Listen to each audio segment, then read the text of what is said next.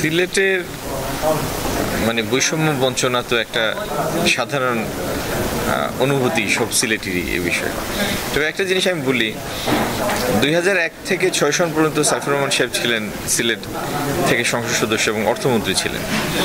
তো সেই সময়ে তার উদ্যোগে যে বিপুল উন্নয়নমূলক কাজ হয়েছিল, অনেকেই তখন বলতেন, অনুযোগ করতেন যে অর্থমন্ত্রী সিলেটের প্রাপ্যের থেকে বেশি কোটা নিয়ে প্রাপ্যের থেকে বেশি ফান্ড নিয়ে আসেন সিলেটের জন্য। মুশকিল হচ্ছে, আমি পরবর্তী 15 বছরের বিষয়টাকে বৈষম্য তো বটেই, যদি যথাযথ উন্নয়ন না হয়ে থাকে তাহলে সেটা বৈষম্য। তবে এটাকে ডিফাইন করবো এইভাবে, পরবর্তী সময়েও সিলেটের একজন অর্থমন্ত্রী ছিলেন 10 বছর, তারপরে একই আসন থেকে সংসদ সদস্য পদের দাবিদার তিনি পররাষ্ট্রমন্ত্রী ছিলেন 5 বছর। এই দুইজন মন্ত্রীর ইতিহাস হচ্ছে 15 বছরের। এখন সিলেটের এক আসনের সংসদ সদস্য মন্ত্রী ছিলেন 15 বছর, দুইজন মিলে।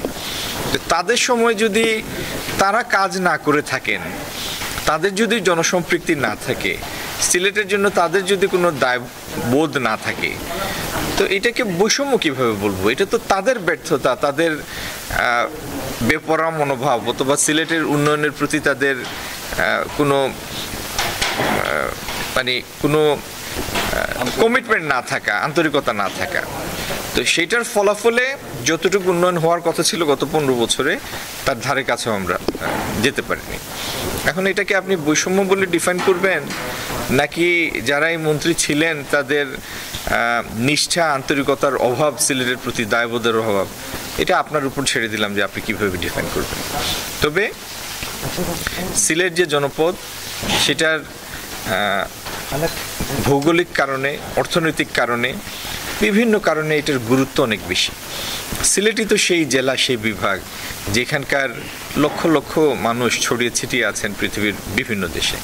তারা বৈদেশিক মুদ্রা পাঠান, পৃথিবীর বিভিন্ন দেশে তারা সম্মানের সাথে আছেন।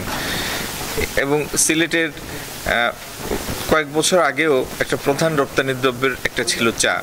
সেই চা শিল্পটা মূলত সিলেট কেন্দ্রিক। সিলেট সিনিক বিউটির জায়গা, ট্যুরিজম ডেভেলপমেন্টের অপার সম্ভাবনা। তো এখানে যদি প্রপার ইনভেস্টমেন্ট হয়, ম্যানুফ্যাকচারিং ইন্ডাস্ট্রিগুলি গড়ে উঠে, এমপ্লয়মেন্ট হয়, ট্যুরিজম রিলেটেড ইনফ্রাস্ট্রাকচার ডেভেলপ হয়, তো ইনটার্ন এই সুবিধা ভোগ করবে সারা দেশের মানুষ। যে রাজস্ব আয় হবে, অর্থনীতি যেভাবে স্ফীত হবে, যে প্রবৃদ্ধি হবে, সেটার বেনিফিশিয়ারি হবে সারা দেশের মানুষ, শুধু সিলেটের।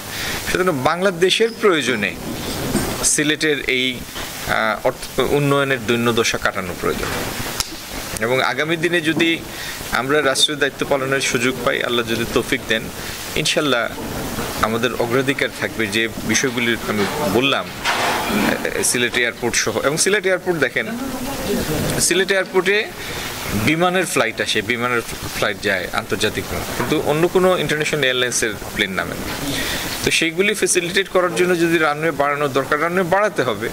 এবং সিলেট বিমানবন্দরের একটা সম্ভাবনা আছে শুধু ইন্টারন্যাশনাল এয়ারপোর্ট হওয়া না, এই রিজিয়নের একটা কমিউনিকেশন হাব হওয়ার। আমাদের পাশেই হচ্ছে 7টা নর্থ ইস্টার্ন স্টেট, একটু দূরে আছে নেপাল, একটু দূরে আছে ভুটান। তো একটা রিজিওনাল হাব হওয়ার সমস্ত উপযোগিতা আছে এখানে। এগুলি থাকবে আমাদের আগামী দিনের লক্ষ্য। আপনাকে ধন্যবাদ। ধন্যবাদ।